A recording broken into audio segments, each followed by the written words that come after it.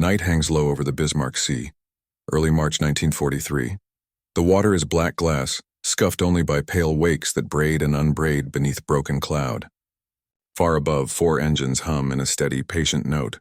Not fast, not agile, but relentless.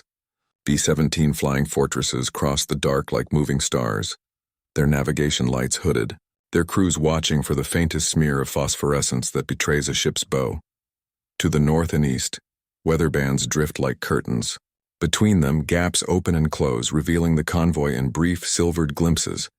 Transports boxed in by lean destroyers, the whole formation hunched against the range of Allied aircraft. Somewhere behind the horizon, coastlines wait. New Britain, New Guinea, lays airstrip that must be fed with men and guns. Somewhere on the surface, lookouts test their night vision against the sky. Somewhere in the radio quiet, bearings have already been taken, positions marked, headings corrected. The fortresses hold altitude. They are not here to duel. They are here to stay. Through the hours they will keep contact. Shaping a battle others will finish at knife height and dawn. The slow machines have started the clock. By the winter of 1942-43, the New Guinea campaign had narrowed into a brutal corridor of jungle, reef, and sky. The Bunagona beachheads had fallen after months of attrition. Port Moresby held. On the northern shore, Lae and Salamaua remained the Japanese Army's vital forward bases, close enough to pressure the Owen Stanleys, close enough to threaten Allied footholds up and down the Papuan coast. Every sack of rice, every crate of shells, every platoon that reached Lae extended Tokyo's reach in New Guinea. Every ship sunk on the approach to the Huon Gulf shortened it. Rabaul, the great fortress on New Britain, fed that reach. Its anchorage was full of shipping, its airfields crowded with Zeros, bombers, and floatplanes. From there, the Imperial Japanese Navy and Army ferried men from the 51st Division and supporting units toward Lae. Geography constrained their choices. To avoid Allied coastwatchers and strike aircraft, the convoy would sweep out of Rabaul, angle across the Bismarck Sea, then cut south and east for the Vitiaz Strait, slipping between New Britain and New Guinea into the Huon Gulf. If weather covered the run and fighters could meet raids near the end, the transports might offload at Lae before dawn and be gone by daylight. Across the water, the United States 5th Air Force and the Royal Australian Air Force had been reshaping how to stop such convoys. Lieutenant General George C. Kenney, commanding 5th Air Force, and his forward commander, Major General Ennis C. Whitehead, knew they could not count on classical high-altitude bombing alone to kill maneuvering ships under fire. Through late 1942, American and Australian squadrons hammered out a new doctrine: coordinated multi-altitude attacks staged in waves, designed to break formations and keep them broken. Heavy bombers would find, fix, and harass at medium altitude. Long-range patrols would keep contact through darkness and weather. Then at the killing hour, mast-height strafers and skip bombers would knife into the gaps. The ingredients were specific. Modified B-25 Mitchells from the 3rd and 38th Bomb Groups carried battery-like rows of forward-firing 50-caliber guns to rake ship decks and gun crews. Their pilots trained to drop at speeds barely above wave top, releasing general-purpose bombs to skip across the surface into a hull. A-20 Havocs, equally low, brought speed and accuracy on smaller targets. RAF No. 30 Squadron's Beaufighters, twin-engined. Heavy-nose fighters, specialized in the opening blow at low altitude. Gun passes that forced enemy crews to duck and threw a convoy's fire into confusion at the exact moment bombers arrived. Above them, P-38 Lightnings and P-40s would seize what they could of the fighter battle to clear lanes. Then there were the B-17 flying fortresses of the 43rd Bomb Group, joined by B-24 Liberators from the 90th for long-range search. Against ships, their bombs seldom scored the cinematic single-drop kills popular in newsreels. Their effect was subtler and often more decisive. Fortresses could roam far, stay on station, and throw patterns that forced transports and escorts to zigzag, straggle, and burn fuel. If a hit set a ship on fire, if a near miss flooded a boiler room, if a spread broke a screen apart, the geometry of the convoy changed, and low-level attackers lived and killed by geometry. Even when slow, the heavies were present when it mattered. At the beginning to find, at the middle to scatter, and at the end to point the knife. Training for this method had accelerated through the New Guinea summer and autumn of 1942. Crews practiced over water until the horizon felt like a ruler. Navigators learned to work sunlines and dead reckoning when radio silence or weather demanded it. Gunners drilled on recognition. Pilots rehearsed approaches so low they felt the prop wash on the sea, intelligence cell by intelligence cell. Staff officers mapped the likely Japanese routes, measured daily weather patterns, and charted how far a convoy could get under a noon start, a dusk start, or a start hidden by a front rolling off the Bismarck archipelago. The Japanese were not passive opponents to a manual. Escort destroyers in the theater were experienced and aggressive. Their commanders trusted speed, sharp helm orders, and practiced night routine. The convoy's air cover, land-based fighters from New Britain and New Guinea, could converge at critical moments, and shipboard anti-aircraft crews were used to fending off level bombers from 10,000 feet. In theory, a concentrated screen at dusk, a hard push through the straits under cloud, and fighter top cover at first light would blunt whatever the Americans and Australians could hurl. But theory depended on not being found and not being followed. That is where endurance, not speed, began to matter.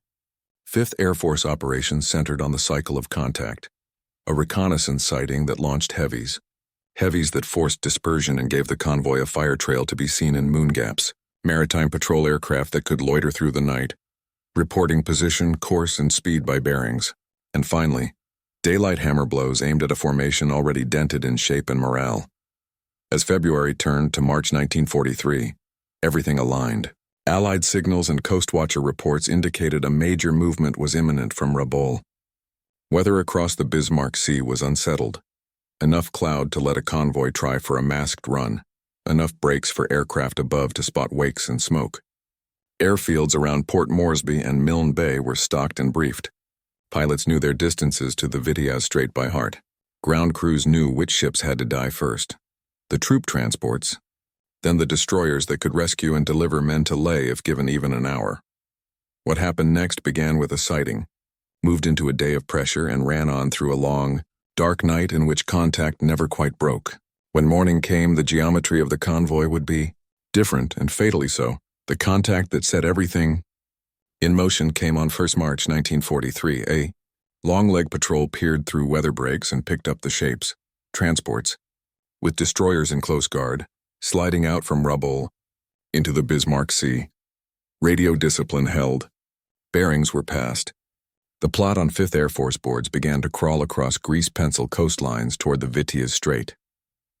By the time the information rippled through Port Moresby and Milne Bay, crews were already moving. Armorers dragged bomb carts. Navigators rechecked drift tables. Pilots reviewed the great triangle of sea they would cross before the first attack. At dawn on 2nd March, the convoy, known to the Japanese as a reinforcement run to Leh and to Allied intelligence as a major movement, was pressing southwest. 8 transports and cargo ships carried the men and stores that Leh needed. Ayo Maru, Kembu Maru, Kyokusei Maru, Oigawa Maru, Sinai Maru, Taime Maru, Teo Maru, and the Navy transport Nojima. Around them wove 8 destroyers: Shirayuki, Shikinami, Uranami, Tokitsukaze, Yukikaze, Asashio, Arashio, and Asagumo. The screen was tough and experienced, the transports packed, and the schedule tight. If weather cooperated, the ships would nose into the Huon Gulf and discharge at Leh under fighter umbrella. Late morning brought the first heavy blow. B-17s from the 43rd Bomb Group, flying at medium altitude to balance accuracy with survivability, found the formation and rolled into pattern attacks. The fortresses had drilled for this. Long runs to settle, bombs released, and disciplined sticks to force course changes or score near misses close enough to spring plates and open seams. Anti-aircraft gunners on the escorts hammered back. Zeros clawed for position above. In the churn of contrails and black puffs, the Kyokusei Maru took fatal damage. She settled, then went under with survivors fished out by destroyers that risked time and exposure to pull men from oil water. The lesson of that noon was not just a sinking, it was momentum. Once found and struck, the convoy could not vanish back into clean geometry. Every evasive zig burned fuel and complicated timing for fighter cover near Leh. Every repair party ordered to a flooded compartment was one less set of hands serving a gun. Every damaged ship that could not keep station stretched the screen thinner.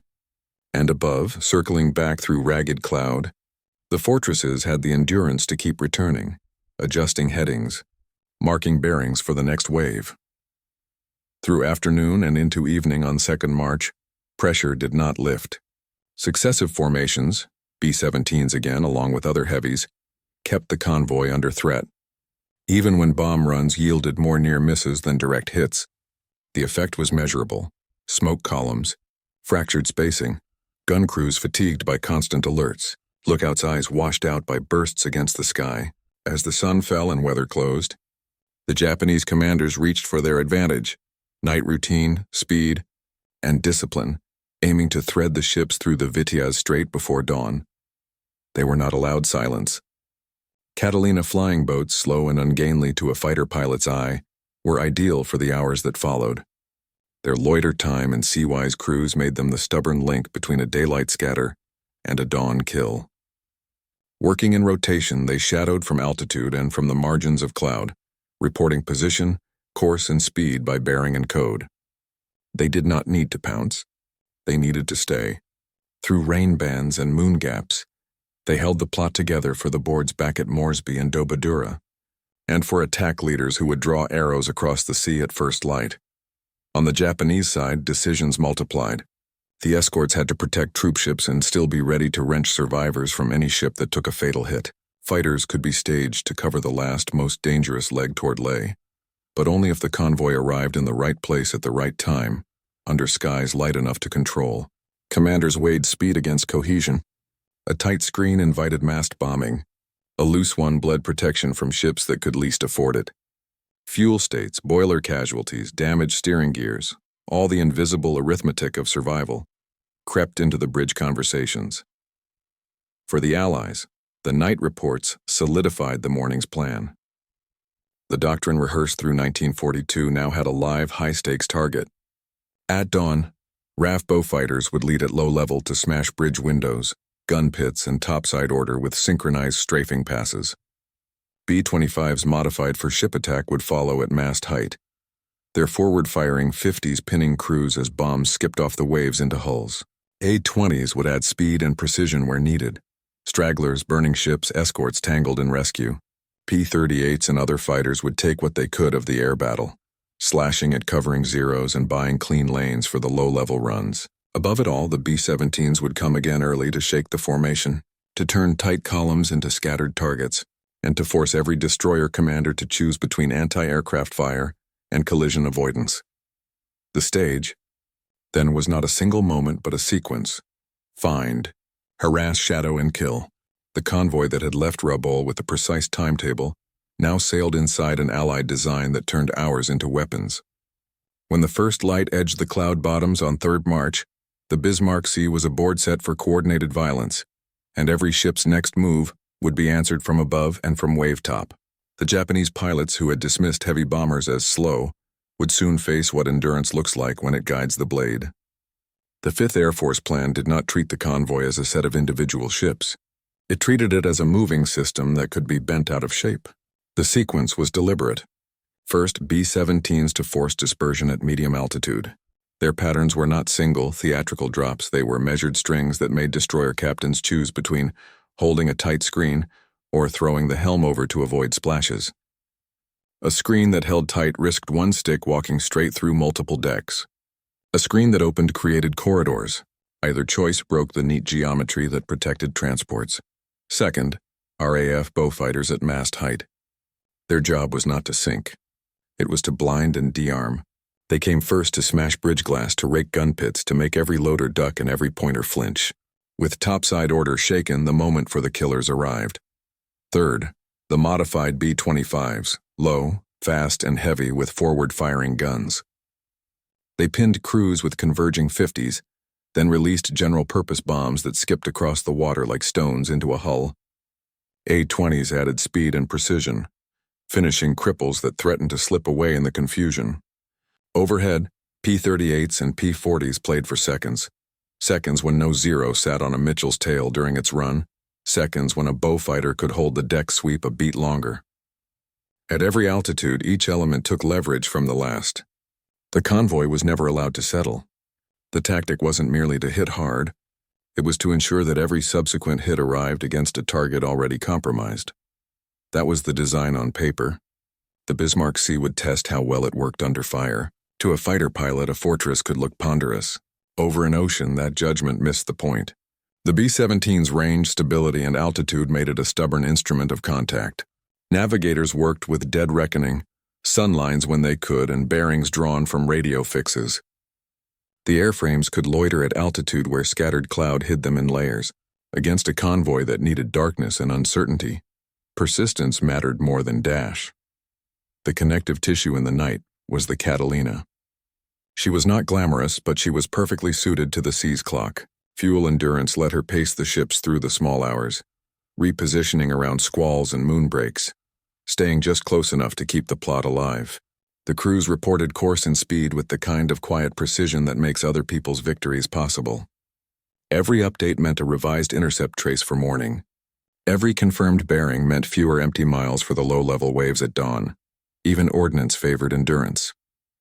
The B-17's bomb load released in disciplined sticks did more than threaten a single hull. It made commanders mistrust straight lines. It drove zigzags that burned fuel and pushed the convoy off ideal timing for fighter cover near Leh. A slow machine's gift is time on station, and time on station converts into pressure. At sea, pressure is positional. A ship that turns to avoid a spread may open its flank to a low-level approach an hour later. Endurance creates those hours. In the Bismarck Sea, technology's decisive edge was not sheer speed but the ability to remain, long enough to see, report, and shape what others would strike. The Japanese destroyers screening the transports were not novices.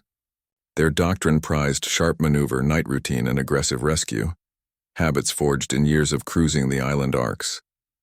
From a bridge wing, a fortress was a known quantity.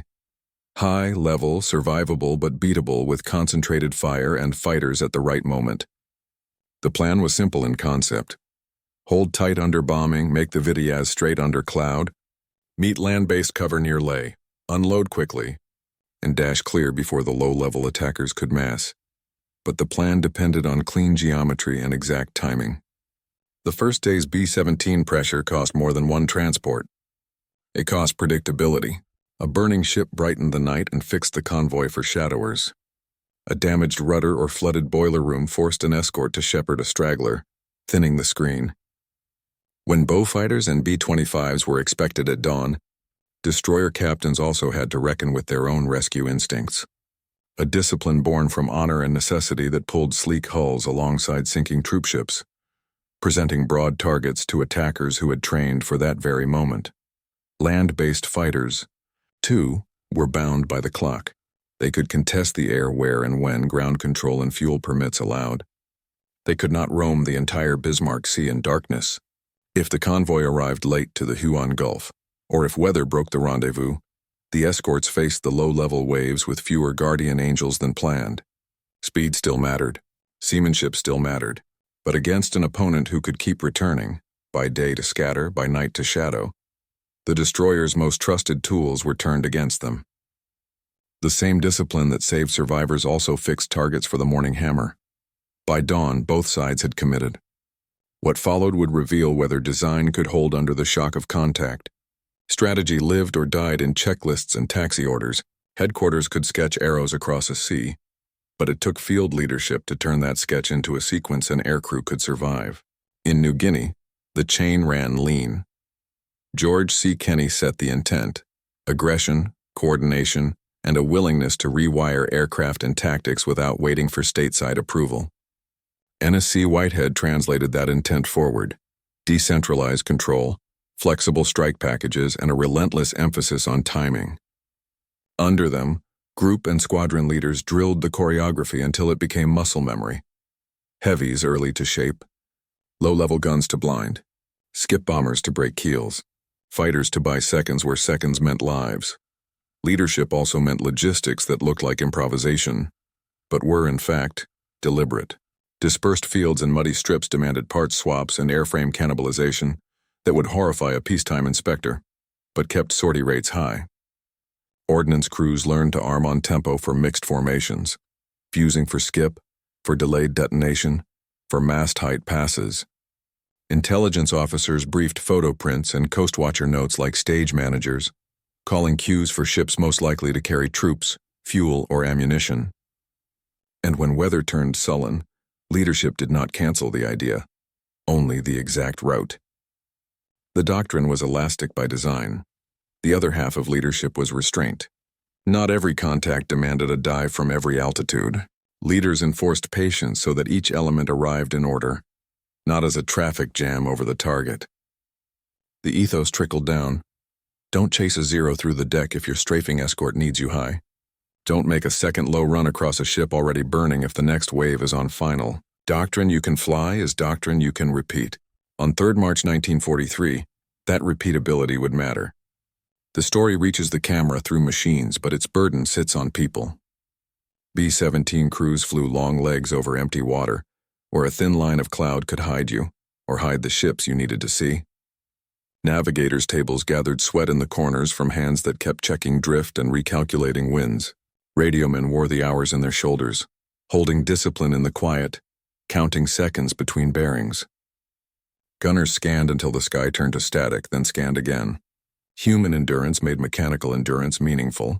Down low, the work felt different. Beaufighter pilots practiced restraining the impulse to kill with the first pass. Their first task was to strip topside order, smash bridge windows, saw through gun pits, set a ship's deck into reflexive crouch. They were the surgeons of chaos.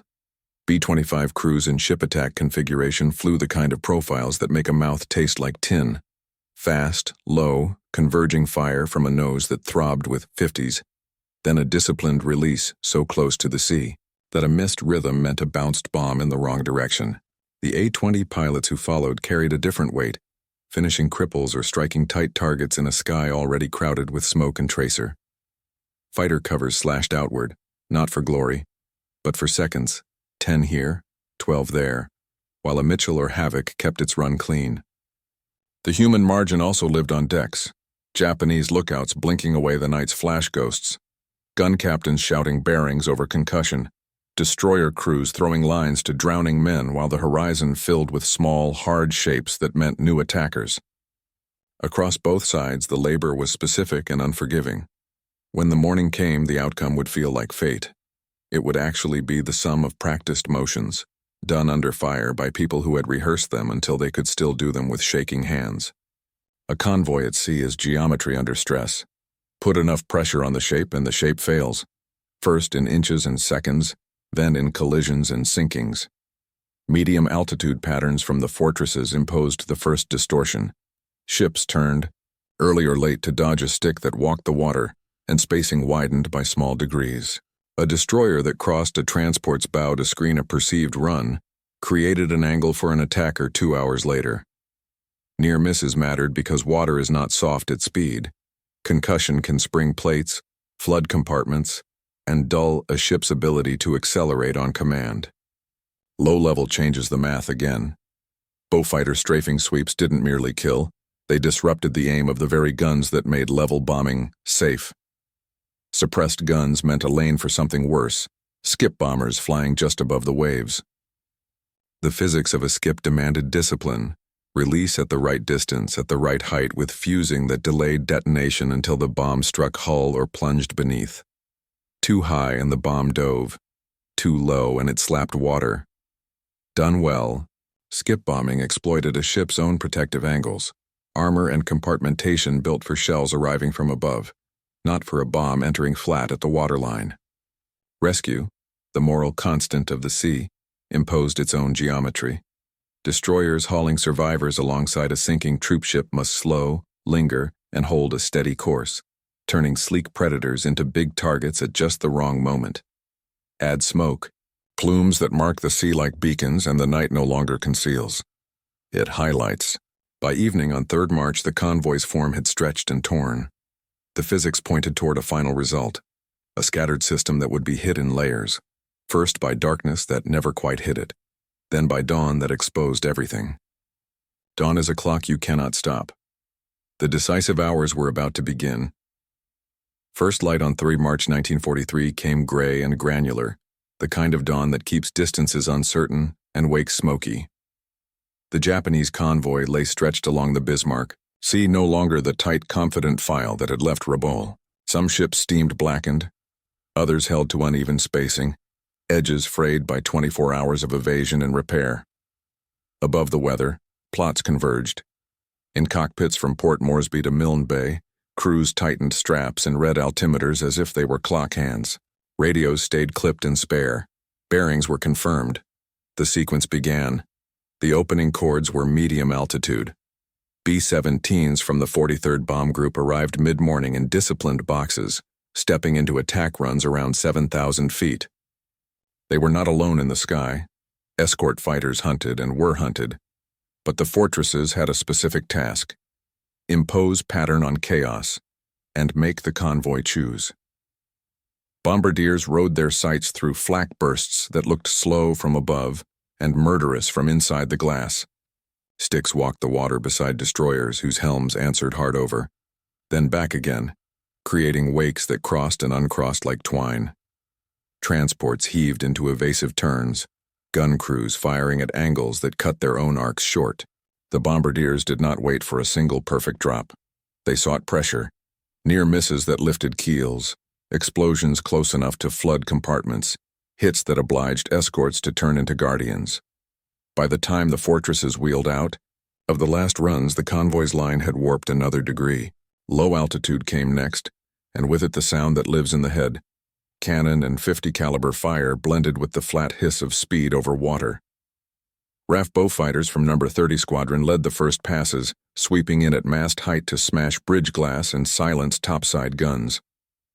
They came in pairs and fours, noses steady, tracers boring through splinters and men. This was the cut that doctrine had promised: gun pits blinded, directors stunned, crews pinned to the deck. The timing was no accident. Seconds behind, the skip bombers arrived. Modified B-25 Mitchells from the 3rd Bomb Group, and their sister units trained for ship attack, ran in low and fast, their noses bristling with forward-firing 50s. Each approach was a rehearsal lived at full risk. The pilots held height with the violence of habit, rode the guns into the target to keep decks cowering, then cut loose the bombs at the precise moment. A measured distance, a fraction of a second, that turned a general-purpose bomb into a skipping stone with a steel heart. The first strikes landed flat, kissed water, climbed once, and slammed into hulls at the waterline or plunged beneath to detonate against plates that had not been designed for blows from that angle. Some ships lifted visibly, others sagged at. The sterner began to slew, smoke pouring from ventilation and open hatches. A-20 Havocs added their own precise violence, knifing into tight corners, punching at ships already bleeding speed. Fighter cover bent the space around each run. P-38s and P-40s pounced on Zeros that tried to set up behind the low-level waves. They could not clear the sky, they could deform it. A Mitchell spared the 5 seconds it needed to keep its exit lane clean because a lightning cut across a Zero's line at just the right time. Above, some fortresses lingered long enough to make a second pass, not to kill but to force another wrenching turn that opened a transport's flank to the next low-level approach. The air became layered with streaks and shapes. White wakes turned to scribbles. Smokestacks smeared the horizon into a stain. Names began to attach themselves to flames. The destroyer Shirayuki took a mortal blow that reached deep. Accounts. Describe a hit that set off a magazine. And the sleek hull that had thrown high white water in peacetime trials now burned in a way that marked the sea for miles. Tokitsukaze was struck and fatally damaged, left drifting and later abandoned. Elsewhere in the press of water and smoke, the destroyer Arashio was hit and then, in the chaos that marks real battles at sea, collided with the Navy transport Nojima, both ships maimed by the encounter. Transports that had started the morning with troops packed below decks now fought for buoyancy. Taime Maru, Teiyo Maru, Ayo Maru, Oigawa Maru, Kembu Maru, Sinai Maru. Their names entered logbooks and after-action reports in the order of their distress calls and the sight lines of those who watched them list. On some decks, discipline held with an almost superhuman stubbornness. Gun crews that had been raked by Beaufighters stood to their weapons again and threw up defensive cones that forced skip bombers to jink in and out of tracer as if weaving through branches. Destroyer captains chose between two imperatives: keep moving to shield the surviving transports or slow, and come alongside ships whose rails were stacked with men. Rescue, the moral expectation at sea and the tactical reflex of experienced crews, turned sleek, fast hulls into steadier targets for minutes at a time. In those minutes, attack leaders made mental notes that would matter later if any ship lived to the night. The waves continued. Strafers pressed in at oblique angles to split attention. Havocs finished cripples whose smoke trailed low and oily. Each successful skip bombing pass did more than damage a hull. It forced neighboring ships to turn into one another's lanes, accelerating the breaking apart that the fortresses had begun.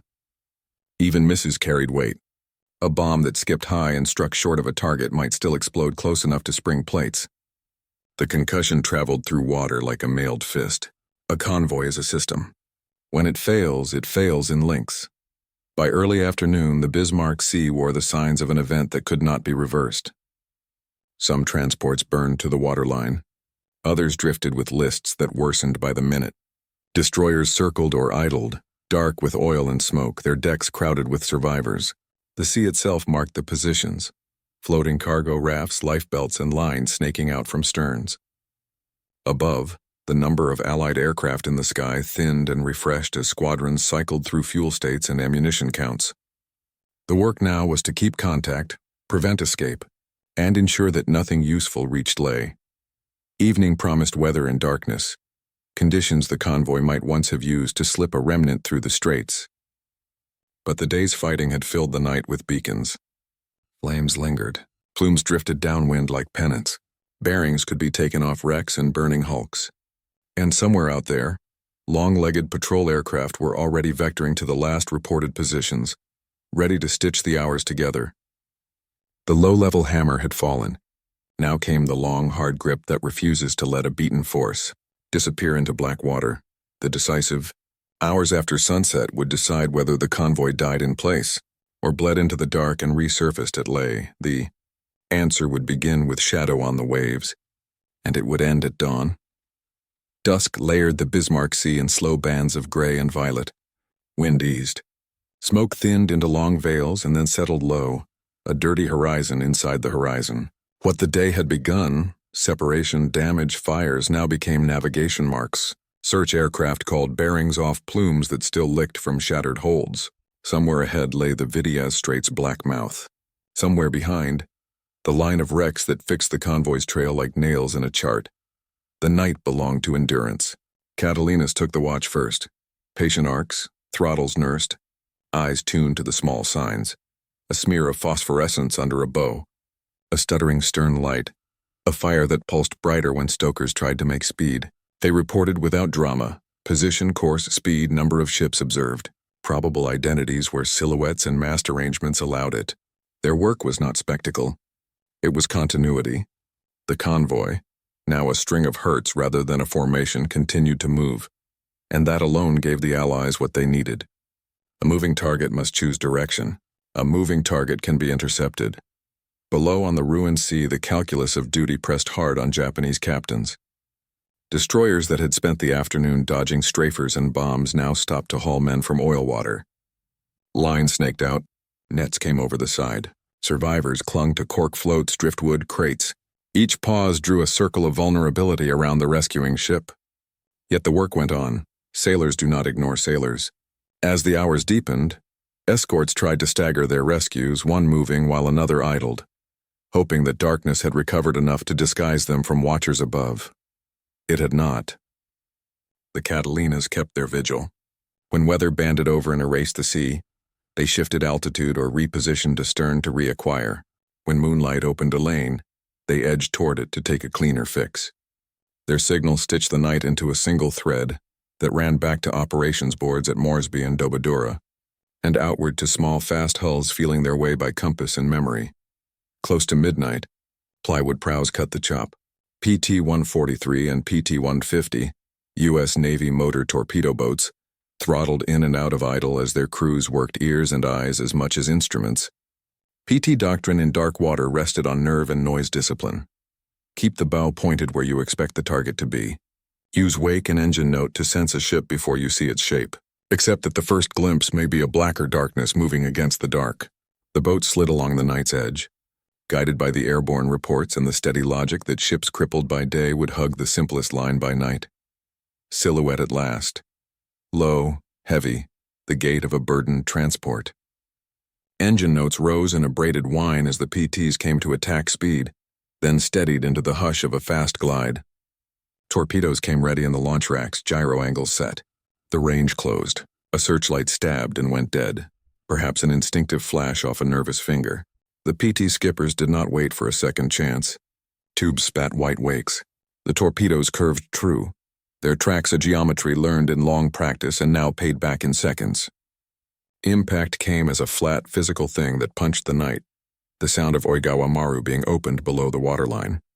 Men on deck fell to the angle of the deck. The transport's bow tried to lift and then failed. PT-143 and PT-150 were already turning away, engines howling only when distance made noise safe.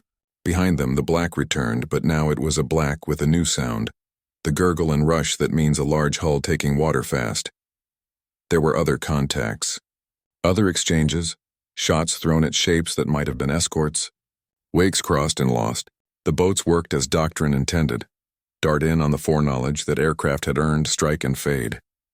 The goal was not to sink the entire convoy by plywood. It was to deny rest, to remove one more hull from the morning's arithmetic, to make the survivors' circle smaller before the sky reopened. It reopened just after 5. In that hour when the sea looks like hammered lead and every mast is a shadow you measure 3 times, the eastern cloud bottoms lifted their skirts. Gray turned to pewter, then to a weak, cold silver. The battered convoy lay exposed in a scatter of shapes, some ships still making uneven way, some idling with decks crowded, a few hulls low and sullen as if carrying more water than steel. The night's bearings brought a new set of engines from the west. Fortresses again, not in mass this time, but in disciplined elements working the seam between first light and full day. One destroyer drew attention because of what she was doing. Asashio, veteran, fast, built for everything this ocean could ask of a warship, had come alongside to take survivors from Arashio, which had been struck and then fouled in collision with the Navy transport Nojima the day before. Now Asashio lay nearly steady in the water, rails crowded with men, boats in the falls, motion circumscribed by humanity. Rescue is a straight line. Straight lines are easy to plot. A B-17 dropped into its run with the unshowy precision that defines practiced crews. No flourish. No hurried dive. Just the glass, the sight, the stabilized platform, and a string that would be walked into a hull from a height chosen to balance accuracy and safety. Flak went up late and thin from a deck that was working at 2 impossible tasks. The bomber released. The pattern stepped down the air, then stepped across the seawater and into steel. One weapon found its point. The detonation tore under and through. Asashio, that lean cutter of the archipelagos, took the blow amid rescue and began to die amid rescue. It is hard to overstate the moral and tactical weight of such moments. An enemy saved has value to you. Honor returns, intelligence returns, sometimes even the quiet in a war that follows a war. But a destroyer at a dead slow, framed by boats and bodies, is the broadest of broad targets. The fortress had not hunted mercy. It had hunted a ship at war that had become, for minutes, a ship at anchor. The result belonged to physics and to a doctrine that turns hours into weapons. By full daylight on 4th of March 1943, the Bismarck Sea told a clear story. Fires marked the larger wrecks. Oil filmed the lanes where ships had died in line or drift. Surviving destroyers, oil-stained, crowded low, began to pull back toward Rabaul, their holds and decks burdened by the men they had saved. Above, the air attacks thinned. Fuel and ordnance demanded cycles and returns to base. The work now turned to counting and to denial. The method that ensures a disaster is not merely dramatic but decisive. The end of the convoy's life had been written in 3 hands. Day pressure, night shadow, and dawn accuracy. What those hands had done, the numbers would soon confirm. By the time the sun climbed above the cloud shelf on 4th of March 1943, the Bismarck Sea had turned from a lane of movement into a ledger. Wreckage trailed the convoy's last positions, rafts, hatch covers, scattered cargo, oil blooms that spread like bruises. Allied aircraft orbited in thinning circuits as fuel and ordnance forced rotations back to base. The first task, once the shooting faded, was the same grim task after every sea fight. Count what could no longer move. The tally hardened over hours, then days. All 8 Japanese transports that had set out to deliver men and supplies to Leh were gone. 4 destroyers, Shirayuki, Tokitsukaze, Arashio and Asashio had followed them down, two of them lost in the very work of rescue that defines seamanship. Others, Yukikaze, Shikinami, Uranami, Asagamo, survived scarred and heavy with survivors. Where exact numbers disagreed in first reports, the pattern did not. The convoy ceased to exist as a fighting unit or a transport instrument. It had been dismantled in layers, first by altitude and pressure, then by low-level violence, then by the refusal to let darkness erase position. Human figures emerged next. Post-battle reconciliations drawn from unit rolls and survivor statements point to roughly 2,800–2,900 Japanese personnel killed in the two-day running action and its immediate aftermath. About 1,200 men, the ones that destroyers managed to land at Leh, made it ashore, many without equipment and with little organization beyond the groups they had clung to on deck. Another 2,000 to 3,000, figures vary by source and method, were hauled from the water by the surviving escorts and returned to Rabaul, soaked, shocked, and often injured. For a reinforcement operation planned to deliver combat power directly to the New Guinea front, the result inverted intent. A large fraction of the division's strength lift ended the week back at its point of origin, while thousands of trained soldiers never reported to any rifle company at all. Allied losses were modest in comparison, but not trivial to the squadrons that bore them. Aircraft attrition accumulated across the 2 days. Bombers and strafers damaged by flak and fighters, several fighters lost, and at least one B-17 written off in combat during the main strikes, with others damaged hard enough to be grounded on return. Aircrew casualties followed from those losses. Men who had flown the long legs over empty water and did not come back to the debriefing rooms. Even in victory, the 5th Air Force and RAF counted crews as carefully as ships. If the material balance was stark, the psychological balance was sharper. For the Japanese commands at Rabaul and Leh, the convoy's destruction cut along two nerves at once. First, it demonstrated that daylight delivery of major troop convoys into the Huon Gulf was no longer viable under the growing umbrella of Allied air power and doctrine. Second, it made clear that night movement, for decades a reliable Japanese advantage, could be neutralized by persistent airborne contact and by follow-on forces like PT boats. Destroyer captains who had trusted speed and discipline found their seamanship chained to a plot kept alive overhead. The tools that once guaranteed escape now kept them in the box. For the Allies, the action validated a year of improvisation hardened into method. It was not only that skip bombing worked, or that Beaufighter strafing could blind and unhinge a convoy's topside just long enough for bombs to matter. It was the sequencing that stood out in reports. Heavies to bend the shape, patrol to hold the thread, low-level waves to break the spine, and a dawn return to ensure that the day ended as decisively as it began.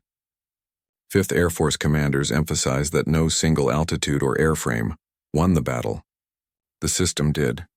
In debriefs, pilots and gunners could map their own passes onto a broader pattern and see why the minutes they had bought, 10 here, 12 there, had turned into ships on the bottom, onshore.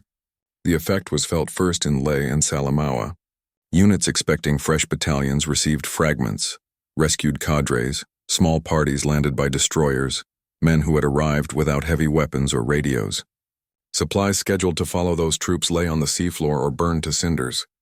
Any immediate offensive intent against Allied holdings on the Papuan side of the Owen Stanleys sagged into pause. The Japanese army in New Guinea had already been under nutritional and medical strain.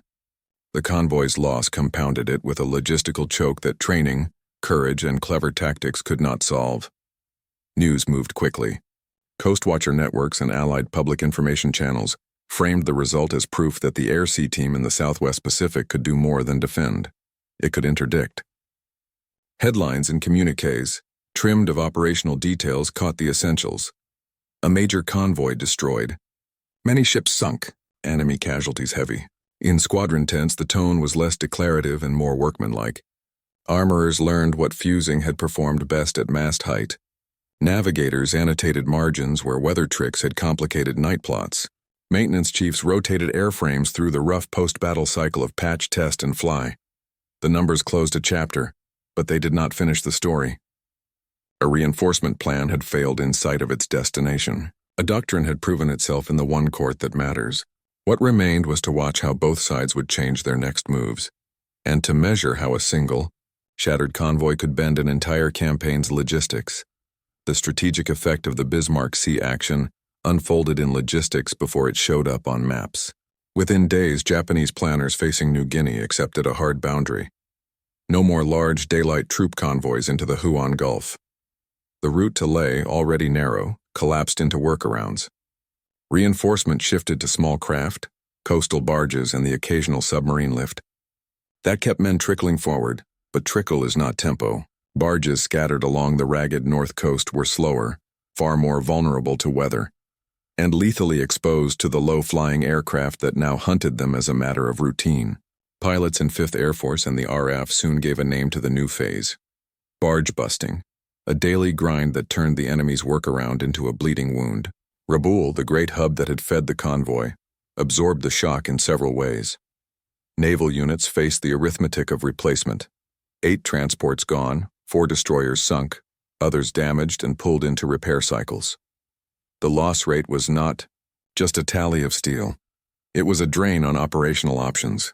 Destroyers diverted to convoy defense and rescue were destroyers not available for raids, not screening heavier units, not contesting the outer arcs. Air groups at Rabaul and New Britain still had teeth, but their reach could no longer guarantee that a large convoy would arrive at Leh intact and on schedule. Coordination windows tightened. Ambition stepped down to maintenance of the line. For the Japanese 18th Army in New Guinea, the outcome struck at cohesion. The 51st Division's lift had promised mass at the front. The reality was a fragmentary reinforcement. One part landed at Leh by destroyers under fire, one part hauled back to Rabaul, one part lost. Commanders at Leh and Salamaua faced companies with cadres but missing weapons, missing radios, and missing support echelons. The food and ammunition that should have paired with those men lay on the seafloor or burned with their transports. Medical and nutritional stress, already severe along the Huon Gulf, deepened. Initiative became a luxury, defense and endurance the default. On the Allied side, the battle pulled improvisation across a key threshold. What had been a doctrine in rehearsal became doctrine in proof. After-action conferences in Port Moresby and Milne Bay did not look for miracle weapons.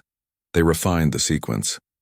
They preserved the medium-altitude herding role of the B-17s, sharpened bowfighter deck suppression as the necessary opener. At low level and standardized skip-bombing procedures, heights, speeds, fusing, sight pictures, so that a dangerous art held its shape under strain. Fighter allocation against Zeros received its own adjustments, with timing designed to strip escorts from the convoy at the moments when B-25s were most exposed. The lesson traveled outward. Squadron by squadron, base by base, maritime interdiction matured into a repeatable, combined arms craft. The campaign line bent accordingly. In the months that followed, Allied operations along the New Guinea coast accelerated. Nassau Bay in late June 1943 opened a stepping stone south of Salamaua. The Salamaua-Leh campaign gathered momentum toward September, and when Leh fell, it did so under the pressure of ground maneuver supported by an air-sea interdiction net that made large-scale Japanese reinforcement impractical. Further west, the pattern reappeared at Finschhafen, Sidor, and across Humboldt Bay, each move resting on the premise proven in March. If you can find an enemy's sea lifeline, pressure it by day, hold it by night, and finish it at the seam of dawn. The land fight changes before the first platoon crosses a river. There was a quieter effect, too, and it ran through training syllabi and maintenance tents. Air crews who had flown the Bismarck Sea sequence taught it to replacements as muscle, not lore. Armorers fused by checklist. Navigators briefed night bearings as a discipline, not a hope. Maintenance chiefs trimmed turnaround times with a ruthlessness that kept sortie rates high, without gambling away safety margins.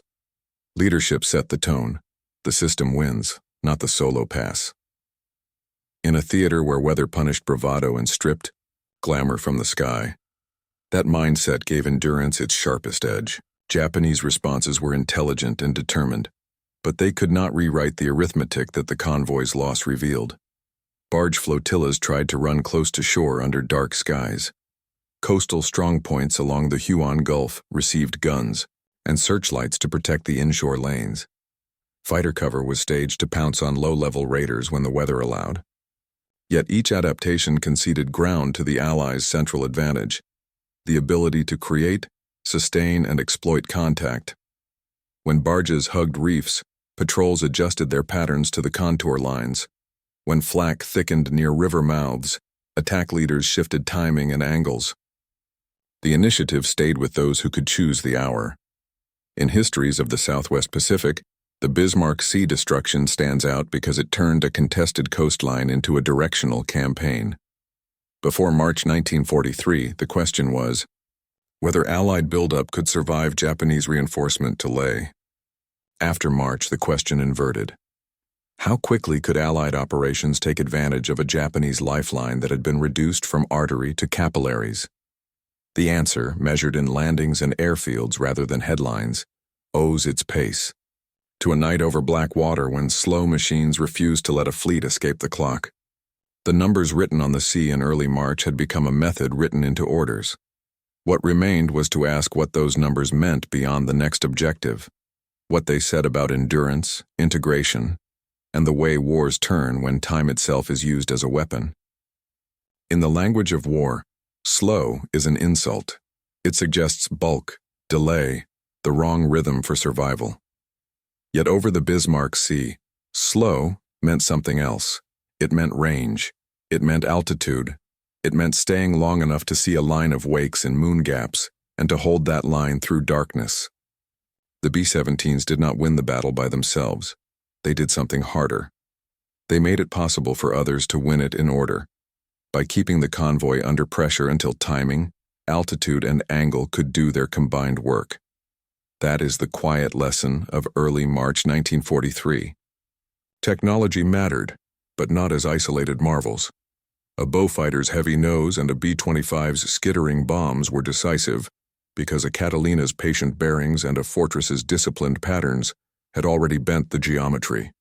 Fighters turned seconds into safety because someone else had kept contact for hours. Endurance created the minutes that accuracy could spend. It is also a human lesson. On Allied airstrips, victory looked like checklists and restraint. Leaders who sequenced violence so that crews survived to fly it again tomorrow. On Japanese, deck's courage took the shape of rescue. Destroyers idling beside sinking troopships, rails crowded with men. Duty carried out beneath a sky that refused to forget their position. Seamanship saved thousands and cost ships. In that exchange, lives were spared and targets were fixed. War is often decided where virtues collide. Strategically, the wrecks on the Bismarck Sea drew a line under an era. The Southwest Pacific would still demand courage and invention, but after March 1943, the campaign's direction no longer hinged on whether large Japanese convoys could dash through to Leh. They could not. The air-sea net had matured from improvisation into method, and a coastline once contested by strength became navigated by time. So the image that remains is not a single explosion on a magazine or a torpedo's flare at night. It is simpler, a set of engines at altitude, steady and unhurried, holding a bearing through dark weather. Below, a convoy moves because it must. Above, a crew reads off position, course, speed. Hours pass. Then dawn finds what endurance has, kept in place. And history tilts by degrees that cannot be undone. This is how slow became a killing word, when it meant refusing to let the clock run out.